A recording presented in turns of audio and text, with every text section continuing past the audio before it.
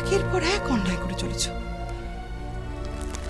প্রথমে অজয় মল্লিককে চোর সাজালে, তারপর ওদের বাড়ি থেকে বের করে দিলে, এখনই তোরার লাইফটা হেল্প করছো তোমরা। শোনো, একটা কথা বলি, আমি কিন্তু তোরাকে এই বাড়ির বউ হিসেবে মেনে নিয়েছি, অভির বউ হিসেবে, আর কাউকে মানতে পারবো না। দেখো, তুমি কি চাও যে আমাদের সম্পর্কটা আবার আগের মতো খারাপ হয়ে যাক? ভালো ছিল কোনোদিন? তুমি বলো। মাঝে দু একদিন আমরা চেষ্টা করেছিলাম, কিন্তু সেটা বোধহয় পুরোটাই উঠল। তোমার যদি সবকিছু এত অপছন্দ হয় বলো, আমি ওই বাড়িতে চলে যাবো না হয়। তুমি তো সেই দিকেই যাচ্ছ। তুমি এক জায়গায় থাকবে আর এক জায়গায় আমি আমার ছেলে নাতিকে নিয়ে থাকবো। ঠিক আছে, তুমি যদি সেটা চাও আমার কোনো আপত্তি নেই। আমি চাই মানে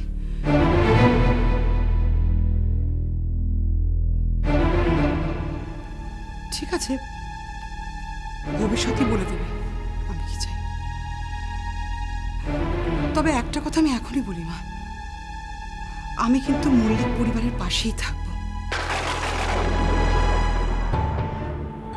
আর সেটা এই বাড়িতে থেকে। আপনাদের চোখে আঙুল দিয়ে আমি দেখিয়ে দেবো আপনারা কি কি ভুল করে চলেছেন, তার খেসারও তো আপনাদেরই দিতে হবে।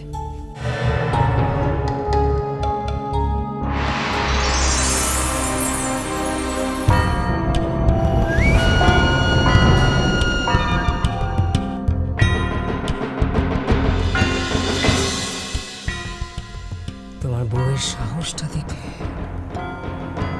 আমার মুখের সামনে দাঁড়িয়ে একটার পর একটা কথা বলে গেল, আর তুমি চুপচাপ বসে শুনলেও। দেখো মা, আমাদের অনেক দিন বিয়ে হয়ে গেছে, আর তাই ঝগড়া করার কোনো ইচ্ছে আমার নেই।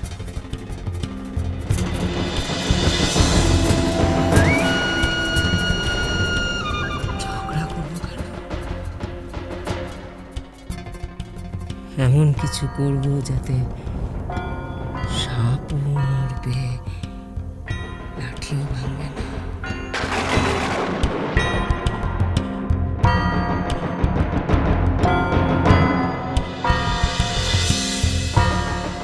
হ্যালো মা, বেরোলাম।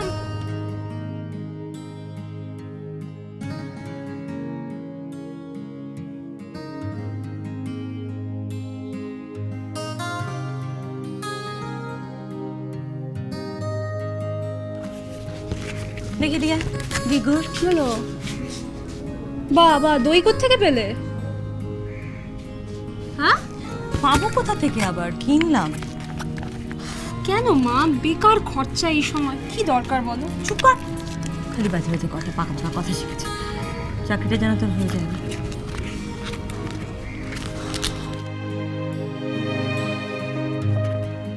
আচ্ছা ঠিক আছে, আমি বেরোলাম। হ্যাঁ,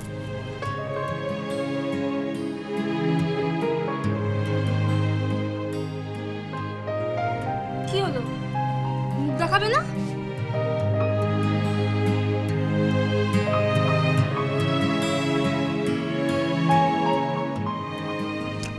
এইবার ইন্টারভিউটা ভালো যাবে।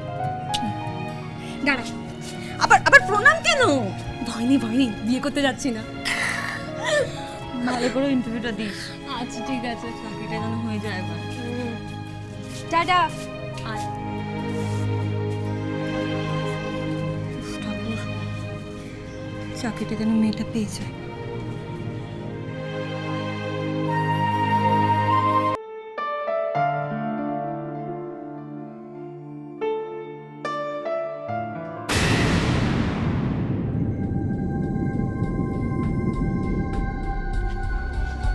দাদা, কি হয়েছে বলুন তো? আরে এক ভদ্রলোক ক্যাশ থেকে টাকা সরিয়েছে, সব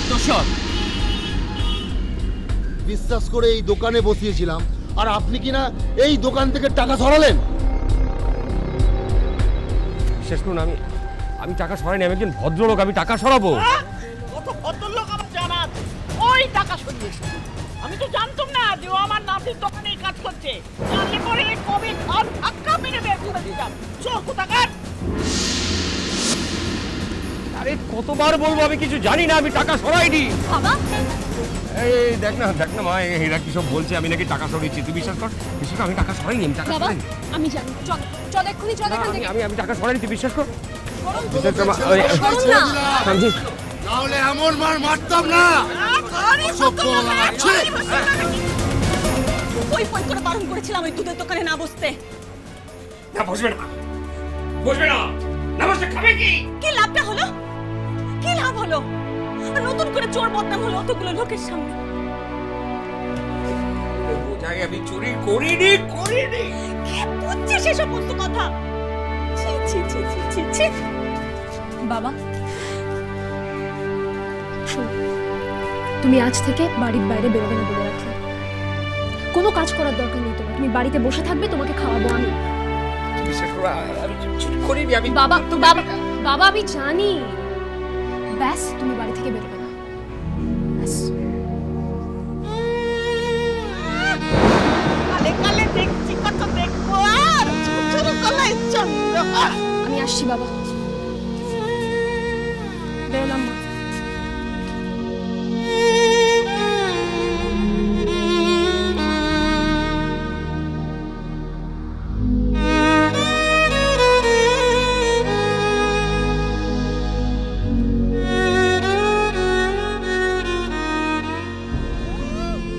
নেকামো, চোরের মায়ের বড় গলা। ওরে বাপ রে। এই যে শুনুন, অনেক হয়েছে, এবার যান তো আপনার ঘরে যান।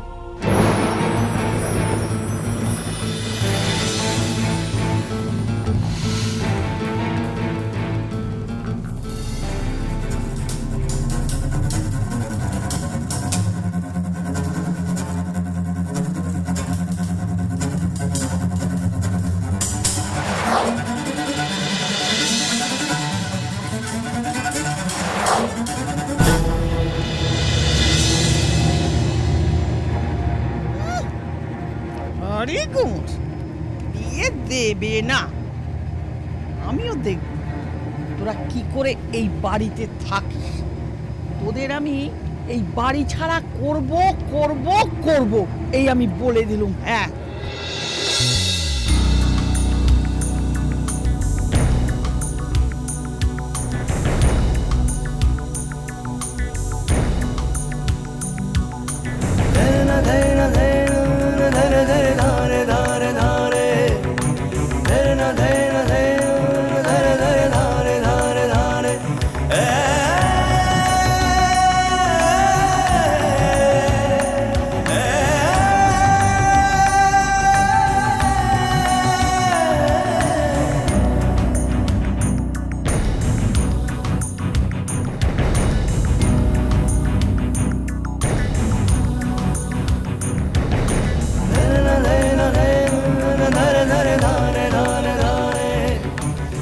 যাক বাবা, একটাও ট্যাক্সি নেই।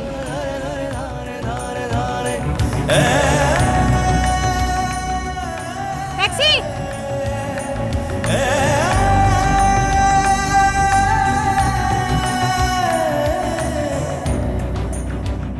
মনে হচ্ছে আজকেও হাঁটতেই হবে।